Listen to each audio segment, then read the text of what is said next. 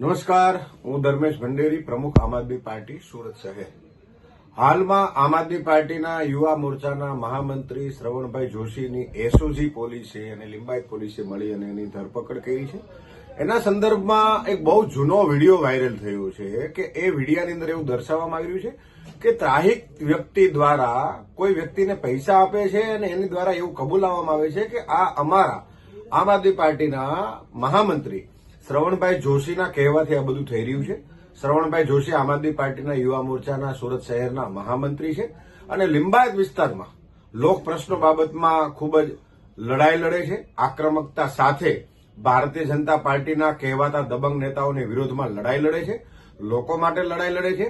તમે કદાચ જોયો હશે, એમના 3-4 દિવસ પહેલા પોલીસવાળા હપ્તા ઉઘરાવતા હતા, ખોટી પોતાની જગ્યા છોડીને બીજી જગ્યાએ જઈ અને લોકો પાસેથી દંડના નામે મસમોટી રકમ વસૂલવાના નામે પૈસા લેતા હતા અને એનો વિડીયો જે વાયરલ કર્યો છે, એમની ડુપ્લિકેટો કોઈ ડાયરીઓ પણ મળી આવી છે. આ તમામ વિડીયો વાયરલ થયા, એના કારણે પોલીસની છબી ખરડાઈ અને પોલીસવાળા એમને ધ્યાનમાં રાખ્યું.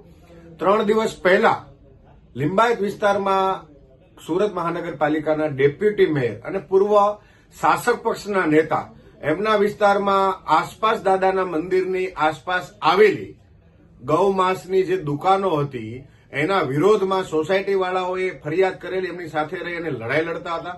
સુરત મહાનગરપાલિકાના લિંબાયતની અંદર ચાલતા કામોમાં ગોબાચારી છે, ગોબાચારીના વિરોધમાં લડાઈ લડતા હતા.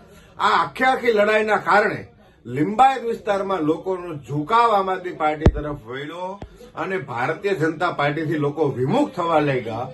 એના કારણે અમારા કાર્યકર્તાઓને દબાવવાના પ્રયાસોના ભાગરૂપે આમ આદમી પાર્ટીના યુવા મહામંત્રી શ્રવણભાઈ જોશીને એન કેન પ્રકારે હેરાન કરવાના ભાગરૂપે, એને દબાવવાના ભાગરૂપે પોલીસનો સહારો લઈ સુરત મહાનગરપાલિકાના ભાજપના પૂર્વ શાસક પક્ષના નેતા અમિતસિંહ રાજપૂત, હાલના સુરત મહાનગરપાલિકાના ડેપ્યુટી મેયર નરેન્દ્રભાઈ પાટીલના ઈશારે આ આખું ષડયંત્ર સર્જાઈ રહ્યું હોય એવું ક્યાંક ને ક્યાંક દેખાઈ આવે છે ને આવી માહિતી અમને મળી છે.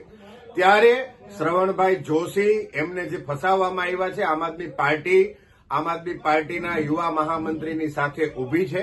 એમણે કંઈ પણ ખોટું કર્યું હશે તો એમને એમની સજા મળશે, પરંતુ અમારા કાર્યકર્તાને ભારતીય જનતા પાર્ટી પોલીસના ઈશારે ખોટી રીતે હેરાન કરવાના પ્રયાસ કરશે, એમને દબાવવાના પ્રયાસ કરશે તો આમ આદમી પાર્ટી અમારા કાર્યકર્તાની સાથે ઉભી છે અને ઉભી રહેશે. આમ આદમી પાર્ટી ભાજપની તાનાશાહીથી, પોલીસની દાદાગીરીથી, એમની ગુંડાગર્દીથી ડરવાની નથી. આમ આદમી પાર્ટી એકજૂટ થઈ શ્રવણભાઈ જોશીની સાથે છે. લડીશું અને જીતીશું. જય હિન્દ, જય જય ગરવી ગુજરાત.